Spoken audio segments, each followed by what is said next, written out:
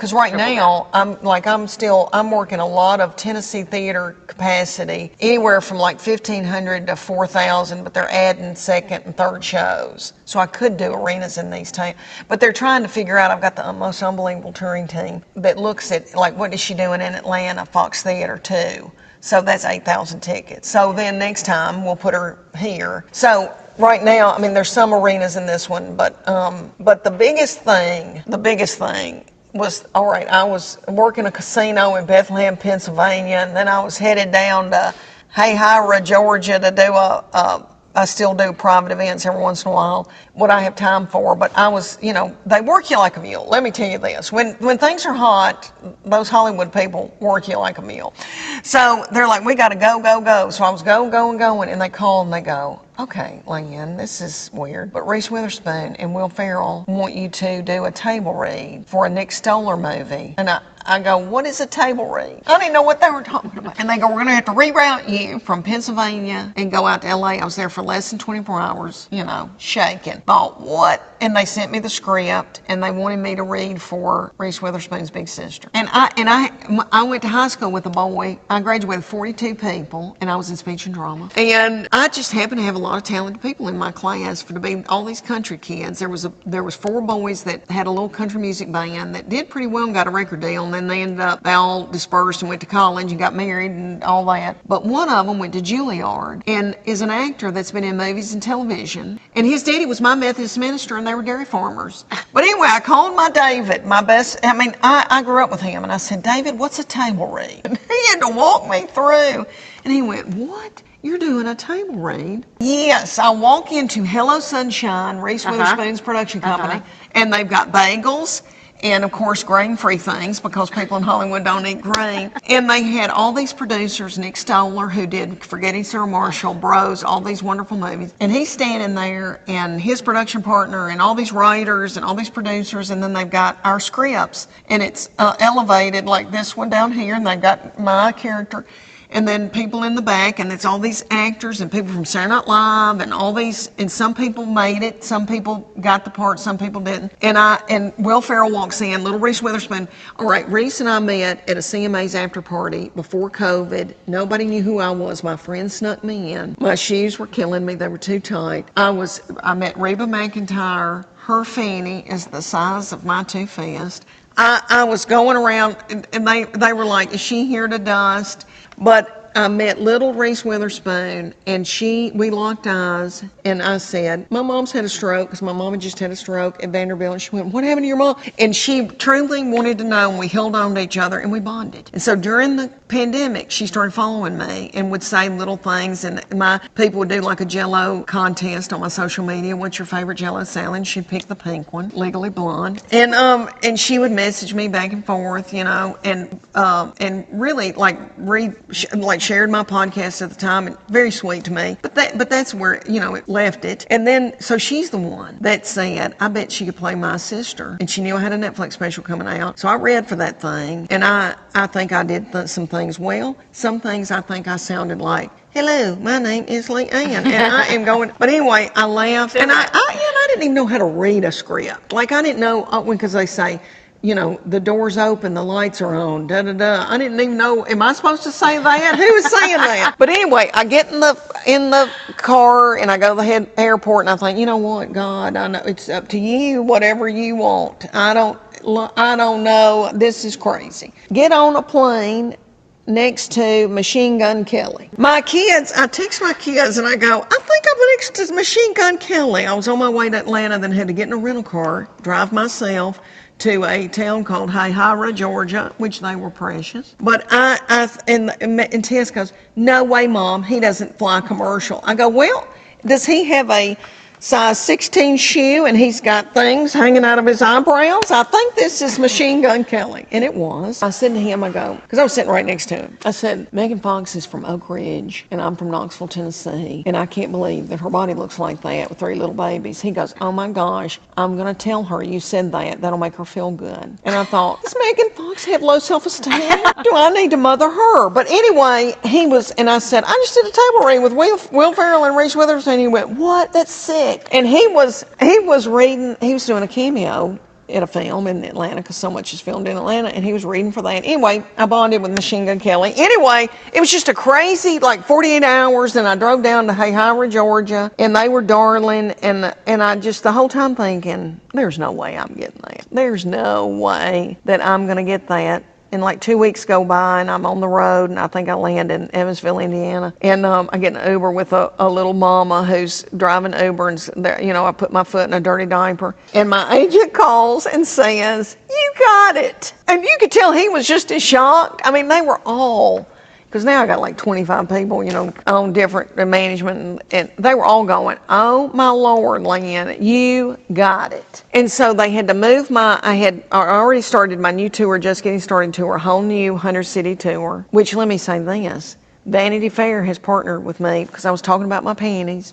Vanity Fair sent me a bunch of panties and bras, loved them. And they said, "We would like to partner with you, to help women get started in whatever they want to do." So they have got these like scholarships, seed money, and so many women have applied, and if they want to, go back to college, if they want to start a business, if they want to be a yoga instructor, whatever, in this age in their life, if they want to, anybody, 30 to, I don't even know if they've got an age limit on it, but if they want to get started with something in their life, because it's never too late, and they look at me and think, who would have thought this would happen to me? And I'm 57 years old. And so the Just Getting Started, I named it that because I feel like I'm just getting started. And so they wanted to partner with me to give women money to get things. Is that not the sweetest thing you've ever? So we're going to, during this tour, there will be stops like Sugar Land, Texas, I think, and maybe Nashville at the Ryman. They're going to bring these women up, and we're going to tell their story and give them money to get started.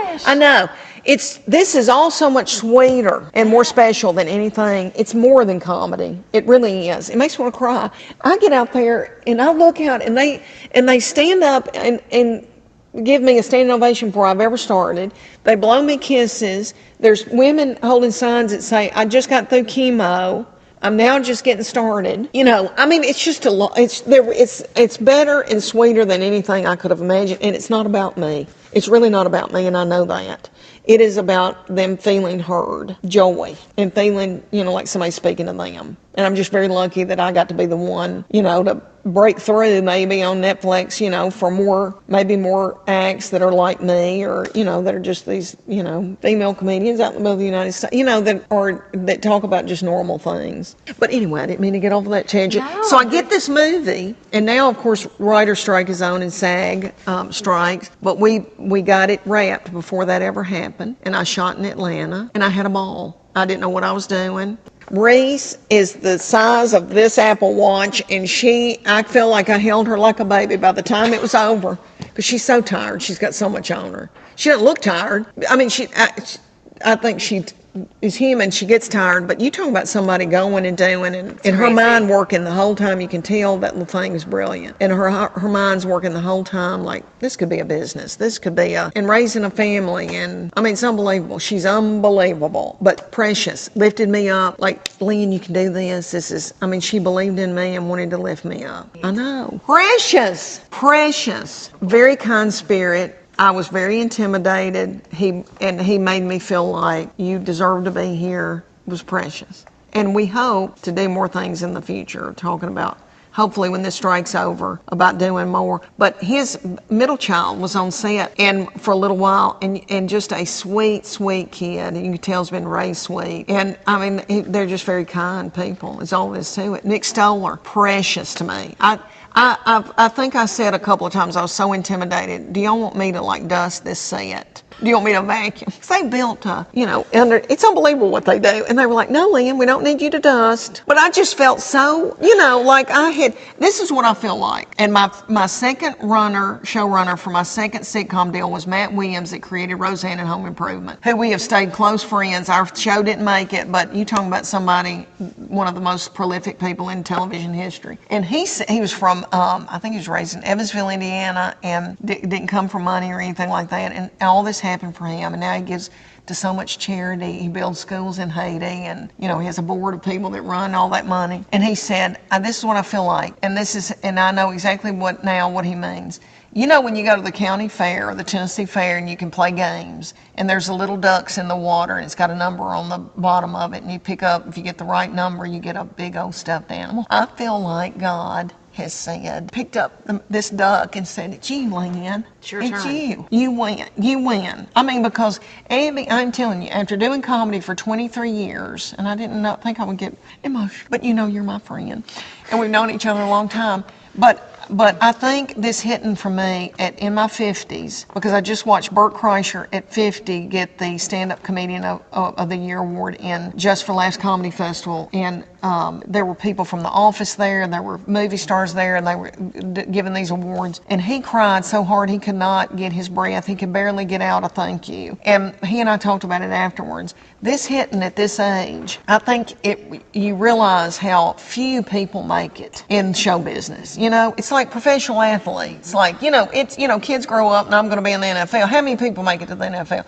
It's like that, and I think I appreciate it so much more because I know how this is so unusual, and I'm so lucky, and I'm not the most talented, and I'm not all that, but I have been given this at this point in my life. After getting to raise my children, I got to have both worlds. You know, a lot of people in Hollywood don't. You know, a lot of women don't have children because they're trying to work on their career and all that, but I got to do that. I got to raise them, and I didn't raise them in LA, and they're who they're supposed to be. You know, they wouldn't have, if those television shows had made it, they would not be the people they are today. So that was God's protection over me. But I realized that with this happening to me at this point in my life, what a gift. And if this had happened to me at 30, and I had to sustain this, or I was not right in my head then, I could not have, I don't think I would have appreciated it. I think I would have, who knows what would have happened to me. I don't know. My kids wouldn't have been the same. This was the best timing. It was God's timing, and it was so much better than what I thought. I thought I was going to hit it, these sitcoms in my, at 40 when I was younger and thinner. And, it just wasn't, I was not ready. It was not supposed to happen. And this was the best thing that could have ever happened, this timing. I've got, more of those cities this fall. It's 65 shows between August, December. I have a book coming out next year called What in the World? That will be another tour, they think. If I find a nurse to go with me with an IV sac. Then, I hope television and movies, they're telling me that. I liked it. And me growing up in the 80s, 70s and 80s, to me, when I got started, I thought, in my mind, a sitcom star. That's the Ray Romano, Roseanne, all that was my idea, Tim Allen, of success. Now, television's changed so much. Network television, people, they don't, it's also diluted and split up because of streaming and all that. So, I would like to do a television series. I think I want to do movies. You got the bug. I think I got the bug. And then they talk to me about voiceover, stuff and I think, oh, my voice is not pretty, but there's something about it that must be trustworthy. So maybe that kind of stuff, but yeah, the touring's going well. They act like that's just going up, praise God. Who knows what's going to happen. If it all stopped tomorrow, I've got 2 grandbabies, 3 precious children. I've had a ball, I never, anything from here on is icing on the cake, because it has been so much sweeter and better than anything I ever dreamed of. If honey, I need to buy a motel in Townsend and get a cheese wheel, and dazzle, have maybe a little mercantile, have, things you can camp with, food items, pancake mix, redo a little motel. There's a swimming pool, little diner. That's always my backup, because I waited tables here in Knoxville at the Grady's. That's where I met Chuck Morgan, where he started stalking me. I've always loved food service. I always thought, I could have a hot dog stand. I always thought I could pop popcorn at NASCAR. I've always thought that was a fun job. I've got backup, is what I'm saying. Hey, I've got other things I could do. And I hope that you look at me in the eyes and receive this. When I was your age, I thought, time is passing by. Yes. And it's not. And when you look, and I need to think that at my age, because when I get to be 70-something, I'll go, man, you were a beauty at 57, Leanne. Your fanny wasn't that bad. You should have been wearing tiny little hateful, evil panties. No, I will never go back to a tiny evil panty. Unless it's something, biblical happening at home that needs to happen for Chuck Morgan. But I hope you realize this is a wonderful time, my darling. I know you got alone, you got a bunch of little children, and you're going to wake up one day and you're not going to be in that car with anybody, but you're safe. But I remember just being in a car all the time, and there was a lot of snacks, a lot of crying. But that'll go by, and so I know you're taking advantage of every day, but you have to live every day and find the joy in it that day, And 52 will come, and there will be some hot flashes, and there will be some, what is happening to me.